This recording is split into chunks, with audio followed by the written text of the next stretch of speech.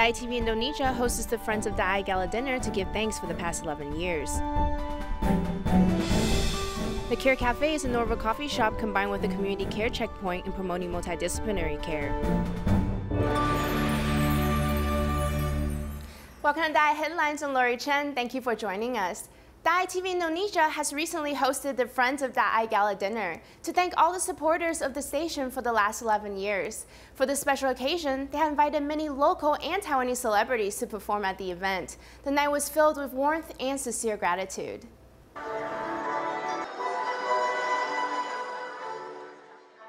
The Guzhen showcased both traditional Chinese and Indonesian music.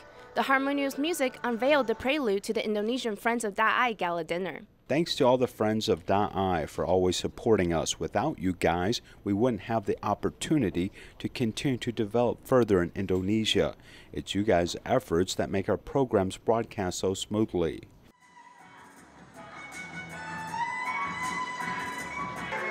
The performances of a well-known Indonesian violinist and Taiwanese singer deeply touched the hearts of the audience. We need to uphold the spirit of DaAi. It's having compassion, doing good deeds. It's letting this TV station spread the message of beauty, kindness, and compassion toward humanity. It's important to keep passing on this positive message through the media outlets in Indonesia.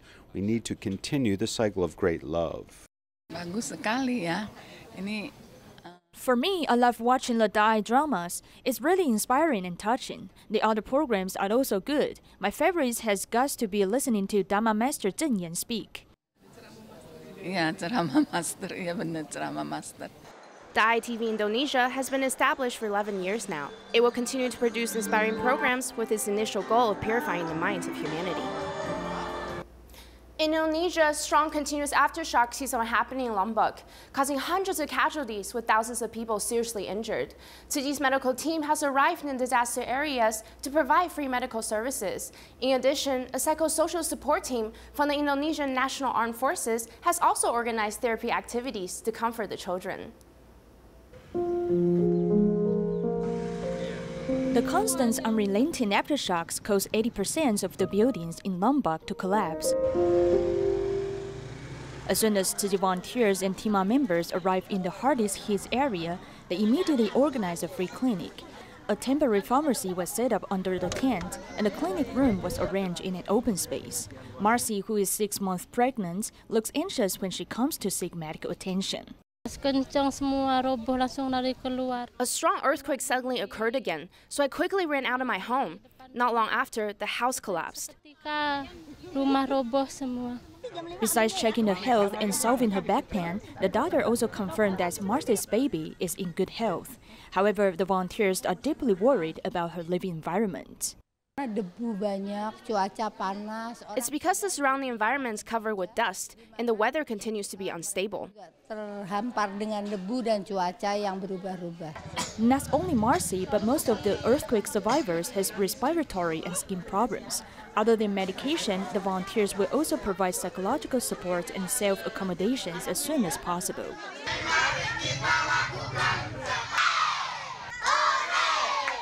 After the school collapsed, a psychosocial support team from the Indonesian National Armed Forces set up a temporary classroom to serve all children between the ages of 5 and 12. Ya, tujuannya yang pertama adalah the most important task after the earthquake is to help them regain energy and self-assurance. Dengan cepat merecovery.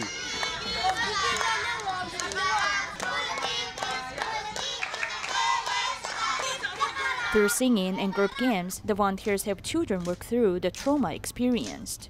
By talking to each other with my friends, I slowly forget the sadness. The volunteers also went to hospitals to care for severely injured patients. They provide emergency financial assistance to help them get back on their feet.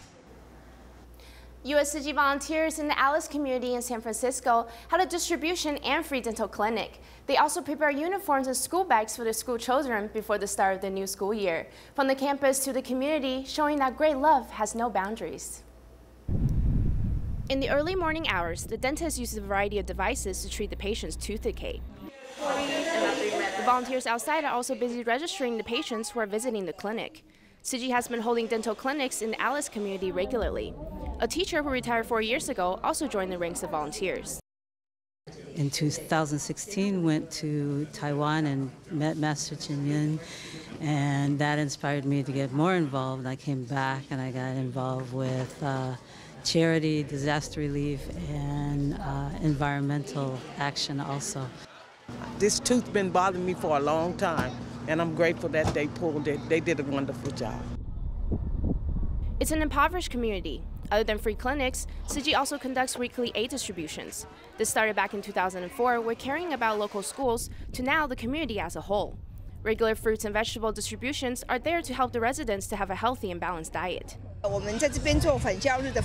Our annual back-to-school distribution is in its 4th season. We have combined it with our food distribution and free dental clinic. Our main goal is to achieve all 4 Tzu missions within this community to really make a lasting impact. The new school year is about to start, so Tzu volunteers prepare both uniforms and school bags for all the students from low-income families. Backpacks for the children, and also some wonderful uniform shirts for the children. Volunteers are working hard to make the Alice community a happy and healthy place for all. Puerto Rico, a territory outside the U.S., was ravaged by Hurricane Maria in September of last year. Many survivors were forced to evacuate to Chicago. Local Tzu volunteers distributed cash cards to help 137 families, which included Ava and her daughter. Due to the aid that they received, the mother-daughter duo gave back by volunteering at the distribution site. It sounded like something from out of this world, screaming and crying. They're things you'll never forget. We went outside and we were standing there, and everything was on the floor. We had to drive to find phone service. Then we saw all the texts and phone calls from our family members. Everyone was so worried because there was no reception. I'm thankful for my aunt, who sent us plane tickets, and now we live with her. I had so many feelings I didn't want to leave because there's my home, where I have my room and my things. Life in Chicago is very fast. Our arrival wasn't too difficult because we're with family. I've applied for some apartments, but I haven't been called back. Life is very different here.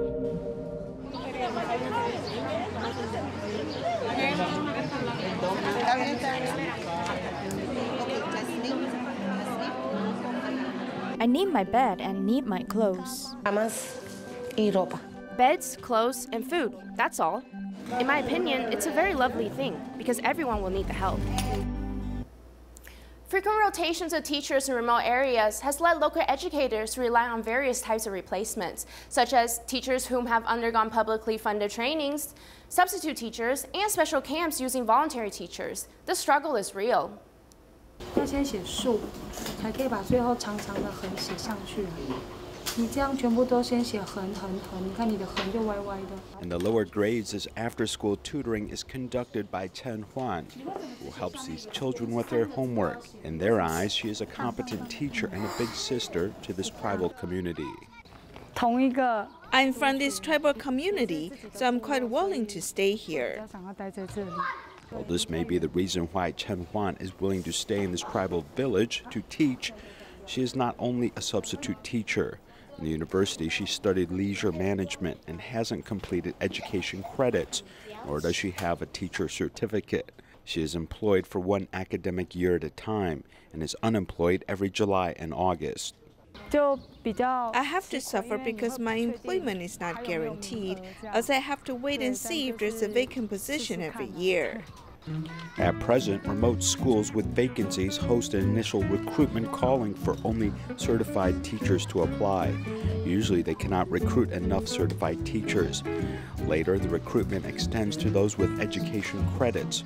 If they can't find such people, then they are able to lower the threshold for hiring teachers. If the first 2 recruitments don't succeed, then we have to move on to the 3rd recruitment, with the threshold lowered to only those that have a college degree.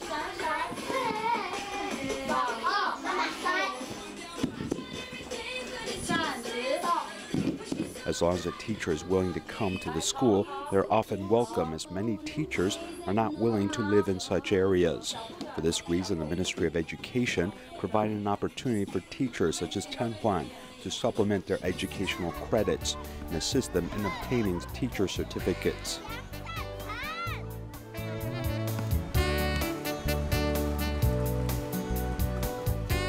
To solve the shortage of teachers in rural areas, take New Taipei City as an example. The selection of teachers has been divided into a general group and rural townships. Since last year, teachers have been able to apply for either group. One teacher, Wang Yujie, chose a rural appointment to Danshui District's Pingding Elementary School. 我们讨价还价一下，一圈一走可以吗？可以。可以。那一样，请你做暖身可以。啊？哪一道？随你，你自己选择。第一道。你整对好了没？大姐。好了。Easily mingling with these children is Wang Yujie. She is eager to work in remote areas and put these children on the right track. After graduating from college, Wang Yujie was stuck in a bottleneck and for 13 years didn't get a teacher assignment, working as a substitute teacher for 12 years, switching between different schools in Taipei City.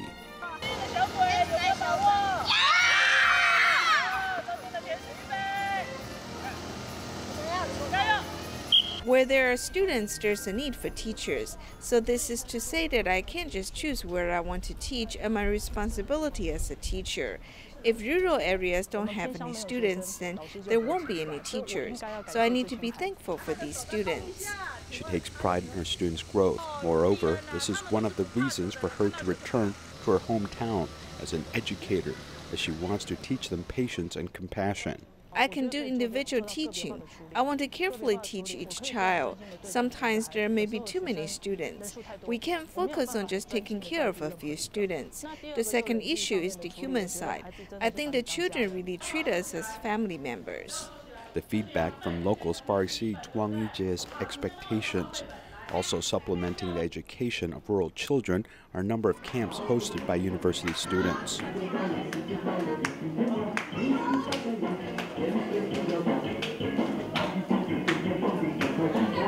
To serve these local children, we should have a reciprocal mentality. It should not be that we are going to serve them, but we are also going there to learn. We can learn through our services. These camps featuring students from colleges and universities over summer vacation can operate like a cram school, help with scientific experiments or storytelling.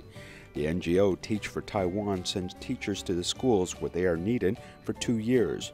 However, this type of education requires teachers not to be excessively emotional.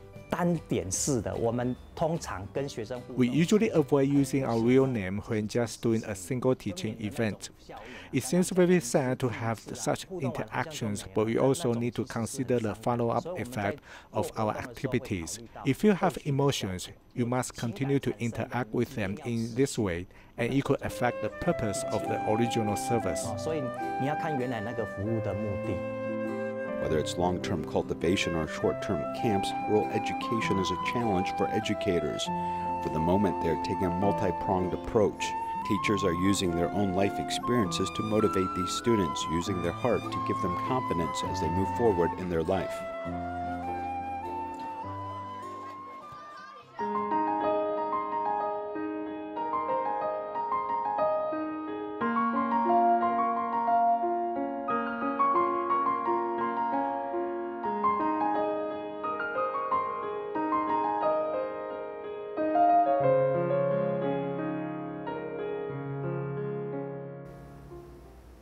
The Kerr Cafe in Dongsan, Taipei is the first coffee shop in Taiwan to be combined with a community care checkpoint. People come here to drink coffee and can also ask for long-term care information at no cost. The establishment of the cafe also helps caregivers return back to the workplace. The goal is for the senior citizens to be able to live in their familiar surroundings while enjoying the care and support from local caregivers and volunteers. It's an all-in-one model that hopes to fill the gaps where the traditional care model has been struggling with. A rich cup of afternoon coffee in the relaxing cafe atmosphere. This coffee shop is like no other. Not only can you enjoy a beverage, but there are also free exclusive consultations to help you solve long-term care questions and issues. Through the guidance of long-term care coaches and our weekly 60-minute classes, all you need to do to qualify is simply buy a cup of coffee. Anyone is free to come listen to the specially designed courses, and pretty soon your family care arrangements will be set. In addition to providing counseling services, the Kerr Cafe also helps former caregivers reconnect with the workforce. Mr. Tsai, who is a staff member, took care of his parents for 13 years. When his father passed away, he wanted to return back to the workplace. His first stop was the Kerr Cafe to test out the waters. It's because I've been out of the workforce for so long now, so I feel quite nervous. Here it's not so stressful because I can slowly get used to the idea of working again. I also know many of the people here. I have learned a lot about the food industry and also catering to customers. These are all things that I've never tried before. When a community care checkpoint has a cafe, curriculum designs, technology management, and night accommodation services, it's an all-in-one approach. This type of innovative care system is taking over the traditional caretaking model. Let the local community individuals take care of the locals in need. This way the elderly can stay in an environment that is familiar to them. In the future, the project also aims to collaborate with the local schools, allowing students to conduct internships. This way, they can learn professional knowledge and add a younger flair to the community care checkpoints. There's a 62-year-old ENT doctor in Kaohsiung known as the Elephant Doctor. He suffered a stroke about 8 years ago. Through continuous physical therapy, he was able to make a miraculous recovery. During the most difficult period of his life, he told himself that he would seize every opportunity to give back. That is why him and his wife had decided to donate a small shuttle to the rehabilitation center in order to help safely transport all the child patients to and from their sessions. What a harder goal they have! Super friendly interacting with the children, his face full of smiles. 62-year-old Wu Ziming has a very important mission today.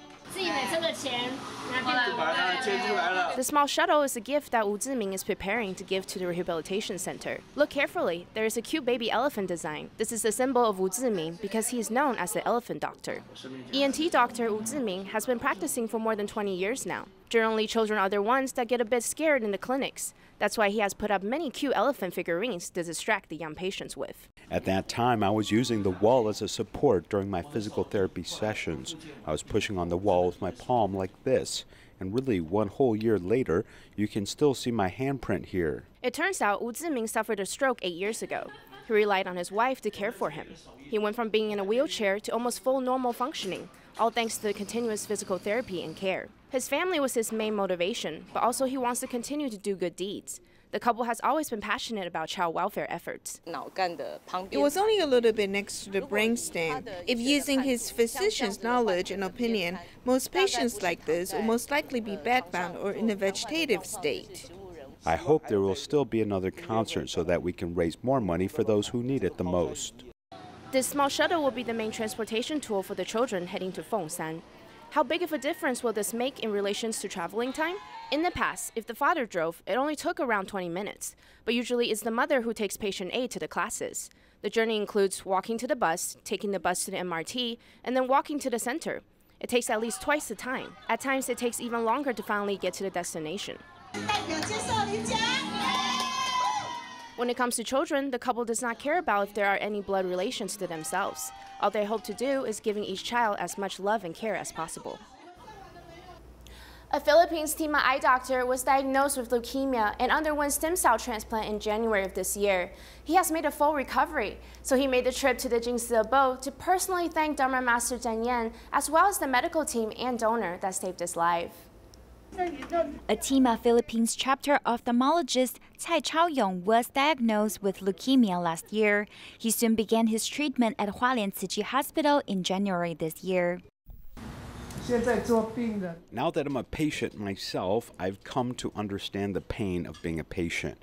I thank Master Zheng Yan for giving me a second chance at life. He has successfully received stem cell transplant surgery and is recovering well with the careful treatment of the Tzu Chi medical team. Dr.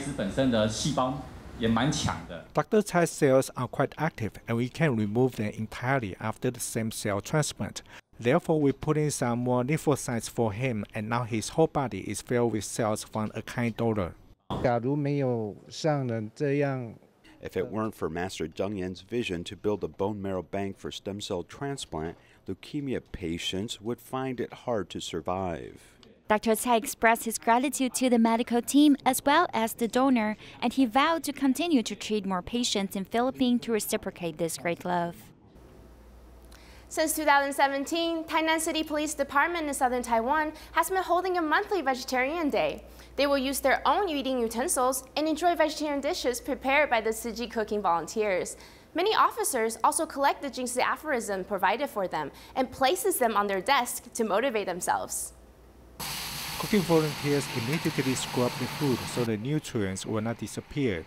Every third Wednesday of the month is Vegetarian Day at the Tainan City Police Department. It's also a day for Tzu Chi volunteers to show their appreciation to the officers.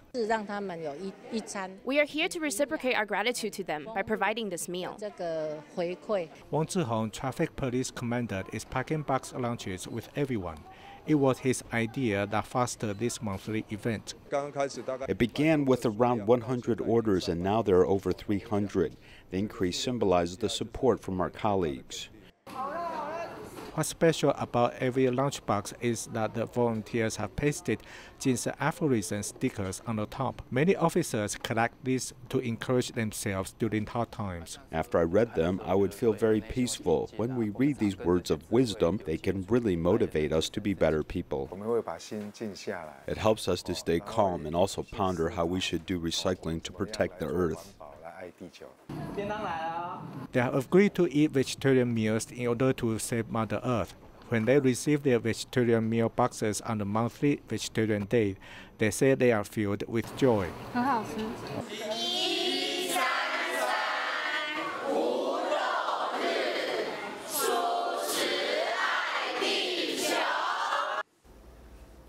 In Malaysia, team members from Kuala Lumpur and Selangor held a cancer prevention lecture at the Kuala Lumpur Jingsi Hall. Many medical professionals and nutritionists were invited to share medical knowledge as well as the correct cancer prevention measures with the masses. TIMA members in Kuala Lumpur and Selangor hold a cancer prevention lecture at the Kuala Lumpur Jingsi Hall. Many medical professionals have been invited to share medical knowledge. And we simply don't exercise enough. So sometimes doctors are calling it the sitting disease because we sit around too much. A nutritionist has also been invited to provide health information. We can obtain antioxidants from fruits and vegetables, and this is good for our health. We don't need to rely on excessive supplementary items. I feel grateful when I wake up every day. Under such circumstances, I think handling everything with gratitude is the best way to prevent cancer. The knowledge shared in terms of food, environment, mental and physical aspects will be very helpful to people who are not diagnosed with cancer.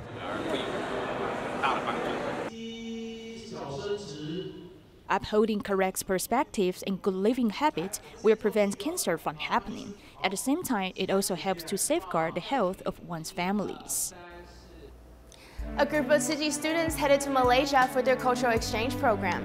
They took the opportunity to perform a sutra adaptation while they were visiting. Let's take a look at their splendid performances. Thank you for joining us and see you next time.